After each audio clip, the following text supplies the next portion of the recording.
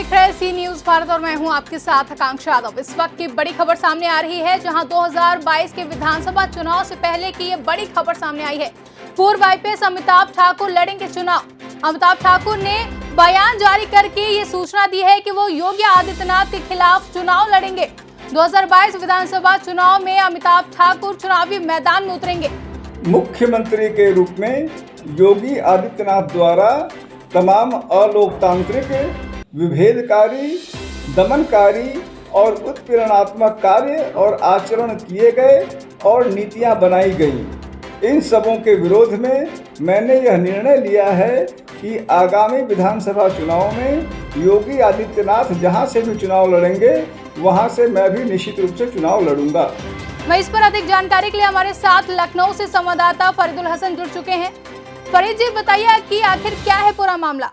जी देखिए आकांक्षा, बिल्कुल आपको बता दें कि जो पूर्व आईपीएस ऑफिसर अमिताभ ठाकुर रहे हैं, ये काफी चर्चित आईपीएस रहे हैं। चाहे वो समाजवादी पार्टी सरकार की बात करें, मुलायम सिंह के साथ इनके कई बार बात विवाद हुए, उसके बाद फिर जो है योगी सरकार की बात करें तो इसमें भी ये काफी चर्चा में रहे और योगी सरकार के द्वारा इनको जबरिया रिटायर भी कर दिया गया था। उसके बाद अब अमिताभ ठाकुर ने फिर से एक बार मोर्चा खोला है और ये अमिताभ ठाकुर ने ये वीडियो जारी करते हुए बयान दिया है कि वो योगी आदित्यनाथ के खिलाफ विधानसभा का चुनाव लड़ेंगे।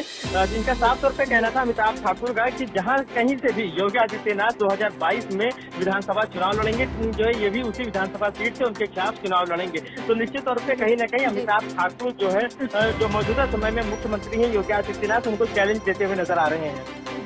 जी फरीद जी, क्या सीएम योगी की तरफ से इनका तबादला किया गया था, इसकी वजह से वो चुनावी मैदान में उतर रहे हैं? देखिए इसके कई कारण बताए जा रहे हैं। एक तो पहली बात कि जिस तरीके से मौजूदा योगी सरकार के द्वारा इनके पे दबाव बनाया गया और इनको जो है जबरिया रिटायर कर दिया गया था, उसके खिलाफ इन्होंने आपत्ति जताई थी और अपने घर के बाहर इन्होंने बोर्ड लगाया था जबरिया रिटायर्ड आईपीएस। और इसके बाद फिर ये लगातार मामला तूल पकड़ता हुआ नजर आया। योगी सरकार के द्वारा लिए गए कई फैसलों पर भी इन्होंने आपत्ति जताई थी, उसके कामकाज को लेकर आपत्ति जताई थी, लॉ एंड ऑर्डर को लेकर ये बराबर योगी सरकार पर हमला कर रहे हैं। लॉ एंड ऑर्डर के उसको लेकर हमेशा ये सवालिया निशान खड़े करते रहे हैं। तो कहीं ना कहीं ये तमाम मामले थे जिसके बाद से अब जो है अमिताभ ठाकुर ने एक बार फिर से मोर्चा खोल दिया है और उन्होंने किसी और विधानसभा को नहीं चुना है, बल्कि ठीक उसी विधानसभा को चुनने की बात कही है कि जहां से सीएम योगी खुद अगर चुनाव लड़ते हैं तो ये उनके सामने चुनाव लड़ेंगे।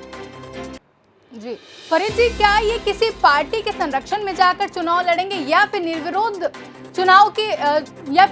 चुनाव लड़ेंगे? देखिए अभी किसी भी पार्टी को इन्होंने नहीं ज्वाइन किया है, चाहे हम बात करें सपा, बसपा, कांग्रेस या कोई जितने विपक्षी दल है, किसी को भी अमिताभ ठाकुर ने ज्वाइन नहीं किया है और न ही कोई ऐसी उम्मीद है, क्योंकि तमाम पार्टियों पे ये हमेशा से आरोप लगाते चले आए हैं। तो यही माना जा रहा है और सूत्रों के हवाले से भी ये जो खबर आई है कि अमिताभ ठाकुर जो चुनाव लड़ेंगे वो निर्दलीय ही लड़ेंगे। जी बहुत बहुत धन्यवाद फरीद जी हमारे साथ जुड़ने के लिए और ये महत्वपूर्ण जानकारी साझा करने के लिए।